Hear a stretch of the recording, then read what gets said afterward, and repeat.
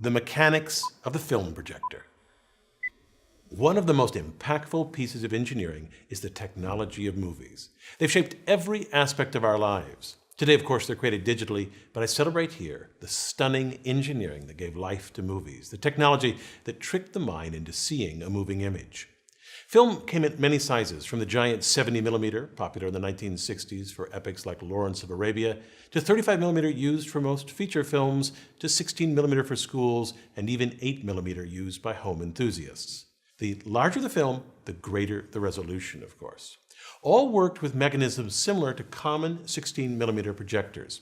I'll examine this Bell & Howell 1580 16mm projector built in 1979. We'll look at the shuttle that starts and stops the film, the shutter that strategically blocks light, and the photosensor that reads the sound, all of which operate in harmony. To create the illusion of movement, a series of still images, the film, is pulled off the supply reel, threaded in between the lamp and lens so the image can be projected, then run across the sound drum, and finally coiled onto the take-up reel. However, it isn't as simple as that sounds. To see why, here's what happens if you just move the film continuously past the projector's lamp. What you see is a blur. You can just make out the images. Here's what really happens shown in slow motion. A frame appears on the screen, not moving, then the screen goes blank, and then the next frame is projected on the screen. The projector must hold the image on the screen for a moment and then cover up the image while the film moves to the next frame. Two mechanisms do this. First, the shuttle. The shuttle has 3 teeth which engage the sprocket holes in the film. The shuttle moves back to disengage from the film, then moves up, then forward to engage the film, then moves down, pulling the film with it. The film is stationary most of the time and only moves when the shuttle is moving down. This is the intermittent motion of the film necessary to avoid blurring of the projected image. Here is slow motion footage of the shuttle moving up and down intermittently. From this angle, you clearly see the shuttle move forward and back to engage and disengage from the film. 2 shuttle arms hold the teeth of the shuttle in place. In between the arms is an eccentric cam. This cam rotates with an axle and moves the shuttle arms up and down. The outline of the cam has a constant width so that the distance between the arms doesn't change. The cam shape holds the shuttle steady at the top and bottom of its travel. To see how the shuttle moves forward and backward, let's look down from above. The shuttle arms act like a third-class lever. They pivot on one end, and at the other end a spring force pushes them forward and an effort forces them backwards.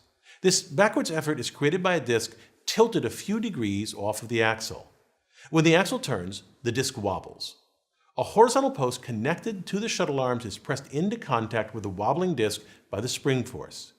As the axle turns and the disc wobbles, the shuttle arms are rhythmically pressed backwards. This movement is synced with the eccentric cam to create the required motion of the shuttle. The shuttle transports the film so that it's stationary most of the time and quickly advances to the next frame. Though it is rapid, the film movement will still cause blur in the projected image. The blur is eliminated by a shutter. The shutter is a disc with a blade that protrudes from half the circumference. The other half is open. The shutter rotates once every frame and is synced so that the shutter blade blocks light from the lamp while the shuttle is advancing the film. This prevents the projection of film motion on the screen. The film passes by the lamp at 24 frames per second. At that rate, the human mind blends the still frames into fluid motion.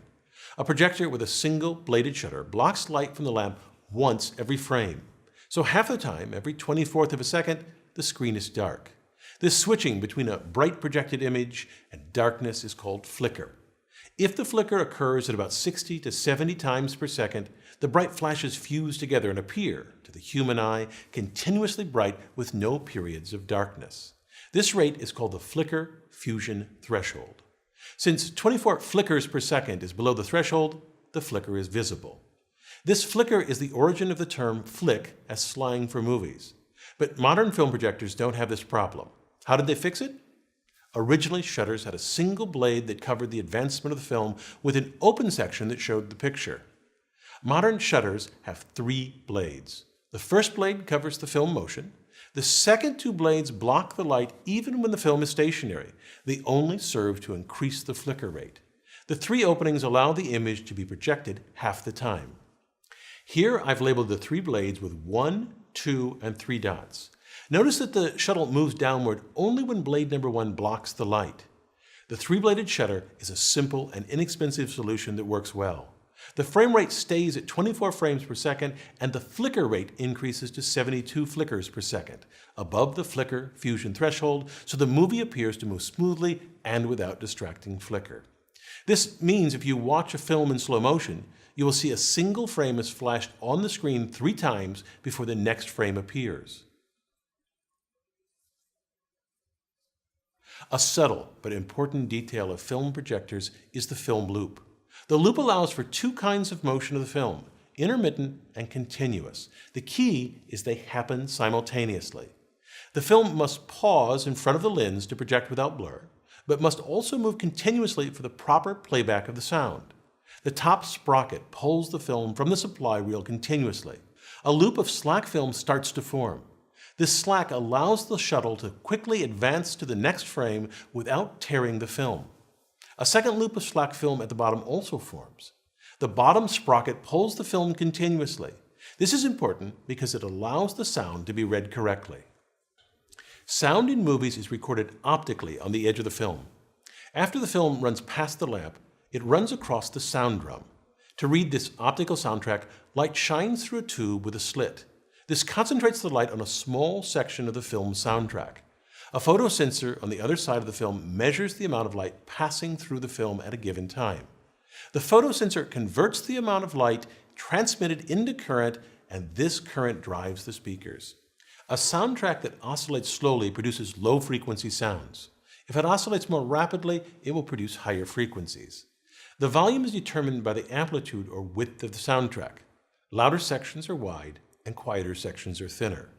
Because the image is projected here, and the sound is read down here, the soundtrack is offset 26 frames ahead of the picture in 16mm films. This offset ensures that the picture and sound are correctly synced. To me, the most beautiful aspect of the film projector is how all the mechanisms are synced. The mechanisms are driven by a single rotating axle.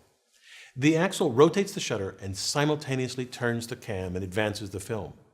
Behind the shuttle is a worm screw that drives 2 gears that are coaxial with the top and bottom sprockets.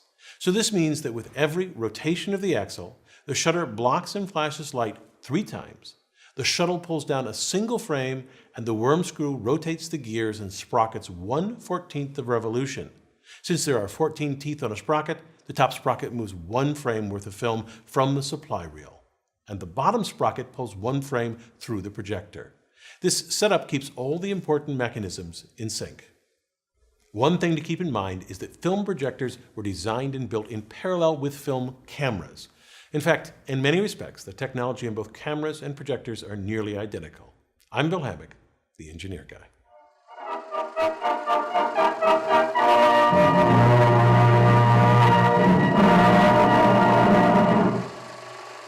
Thank you to our advanced viewers who helped shape this video. Will you help us make our next video? Will you become an advanced viewer?